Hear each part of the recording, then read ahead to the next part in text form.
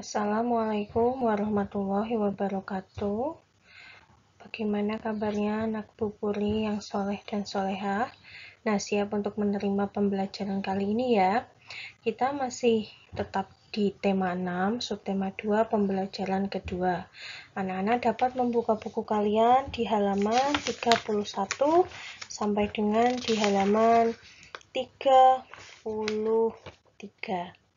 Baik, marilah sebelum kita mulai pembelajaran kali ini, kita bersama-sama membaca basmalah. Bismillahirrahmanirrahim.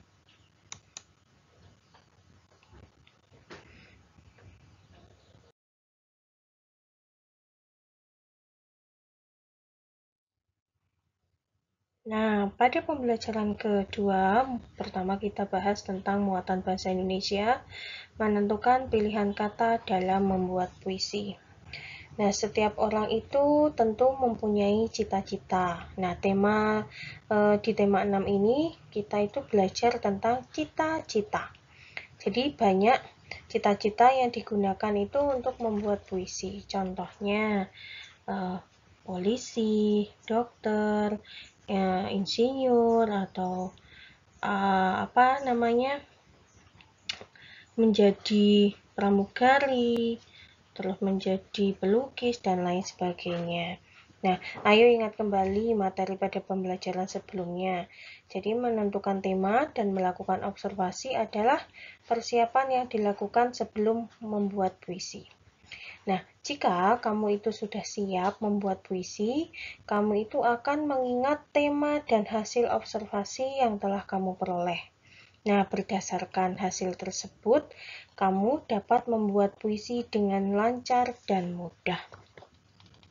Nah, puisi adalah cerminan dari pengarang yang menulisnya. Jadi, saat menulis puisi, kamu sebaiknya tidak perlu terlalu memikirkan bagaimana agar puisimu dinilai indah oleh orang lain.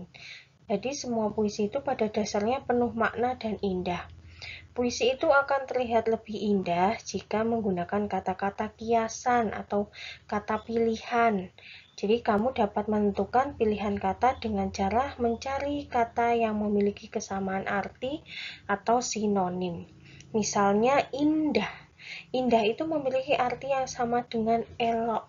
Nah, kata-kata yang kamu pilih itu sebaiknya sesuai dengan tema puisimu. Nah, berikut hal-hal yang harus kamu perhatikan dalam memilih kata saat membuat puisi. Yang pertama, gunakan kata yang bermakna positif. Tidak boleh menggunakan kata yang negatif ya, gunakan kata yang bermakna positif. Yang kedua, gunakan kata atau ungkapan pujian untuk sesuatu yang indah. Jadi menggunakan kata ungkapan yang pujian. Sungguh indah ciptaanmu. Jadi contohnya seperti itu. Jadi menggunakan kata ungkapan pujian atau sesuatu yang indah. Yang ketiga, gunakan kata-kata yang santun, yang sopan. Tidak boleh kata-katanya tidak sopan. 4. Hindari menggunakan kata-kata yang bersifat menjelekkan, mengejek, atau menghina. Ini sangat tidak boleh ya. 5. Gunakan kata-kata yang memiliki kemiripan bunyi agar puisi terdengar lebih indah saat dibaca. Misalnya, keluh, kesah, canda, tawa, terus banyak dan masih banyak lagi. Jadi contohnya seperti itu, keluh, kesah, canda, tawa, riang, gembira. Jadi seperti itu, banyak sekali kata-kata yang memiliki kemiripan bunyi.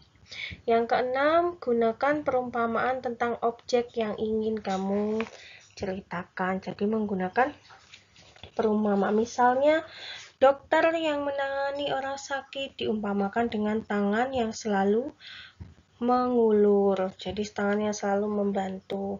Terus misalnya tadi ini gunakan kata-kata yang memiliki kemiripan bunyi, itu selain resah, keluh kesah, canda tawa, suka duka, dan masih banyak lainnya. Jadi ini ya, hal-hal yang harus kamu perhatikan dalam memiliki kata saat membuat puisi.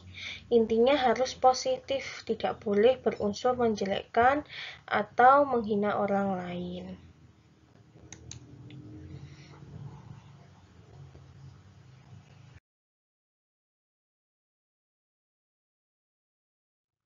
Nah, coba perhatikan anak-anak, coba perhatikan puisi, contoh puisi berikut.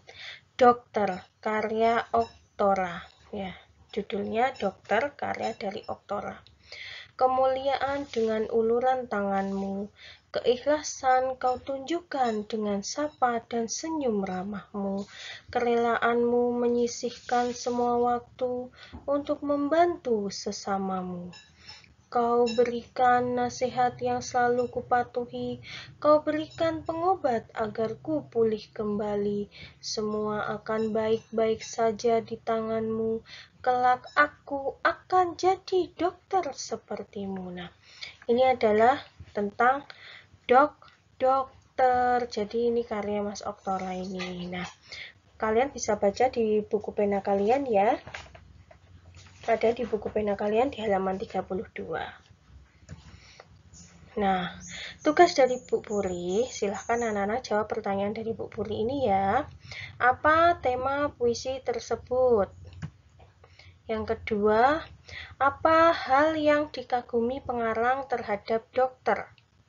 Yang ketiga, tuliskan kata-kata indah pada puisi tersebut. Jadi, nuliskan kata-kata indah dalam puisi tersebut itu apa? Nah, jelaskan maknanya. Yang selanjutnya, apa isi dari puisi dokter tersebut? Nah, ada 4 pertanyaan ini silahkan kalian jawab ya, masuk ke dalam tugas Bu Puri.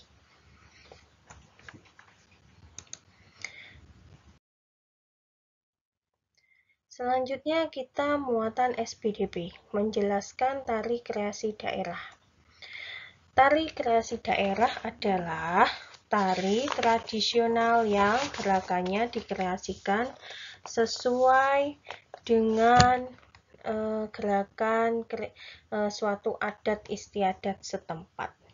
Nah, siapa yang punya cita-cita menjadi penari?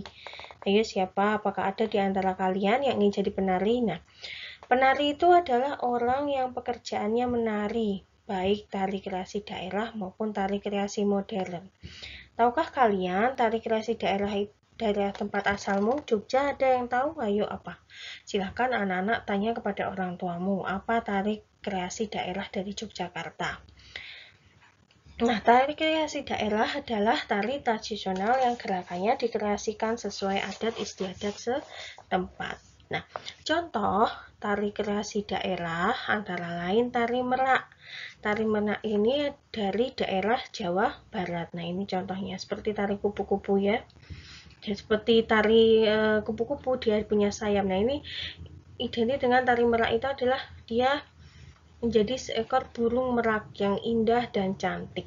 Nah, selain tari merak, ada juga tari sedati. Sedati itu dari Aceh, tari kecak dari Bali, tari onde-onde dari Jakarta, tari sekapur sirih dari Jambi, dan tari caka lele dari Maluku.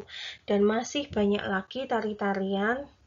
Anak-anak bisa mencari tari daerah Yogyakarta itu apa? Silahkan dicari, tanya pada orang tuamu, atau dengan membaca buku di buku pena juga ada.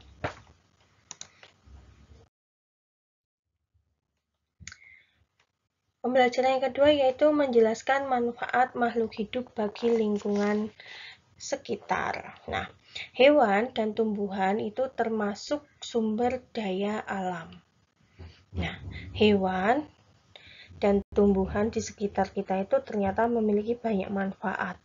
Jadi, biasanya dimanfaatkan manusia sebagai bahan makanan, bahan pakaian, peralatan rumah tangga, maupun sebagai bahan baku produk kesehatan. Contohnya ini, kapas. Kapas ini dimanfaatkan sebagai bahan pembuatan kain katun yang lembut itu. Bisa juga buat isi bantal, guling, atau kasur kalian juga bisa. Ulat sutra. Ulat sutra ini sebagai bahan pembuatan kain sutra yang mahal. Nah, ini dimanfaatkan sebagai pembuatan kain. Terus kerbau. Kerbau ini dimanfaatkan untuk membajak sawah. selain dimanfaatkan sebagai untuk membantu membajak sawah, juga dagingnya bisa dikonsumsi. Nah, ternyata banyak sekali dari lingkungan kita, tumbuhan, hewan itu banyak sekali dimanfaatkan manusia untuk dijadikan bahan makanan, bahan pupuk, juga dimanfaatkan juga tenaganya dan lain sebagainya. Jadi kalian itu harus menjaganya, tidak boleh mensia-siakannya. Oke. Nah, setelah mendengar penjelasan dari Bu Puri, tugas anak-anak muatan bahasa Indonesia, tadi udah Bu Puri kasih soalnya ada 4. Nah, bisa dilihat di penjelasan Bu Puri tadi. Terus yang kedua, muatan IPA. Ya, oke. Sekian dari Bu Puri akhiri. Assalamualaikum warahmatullahi wabarakatuh.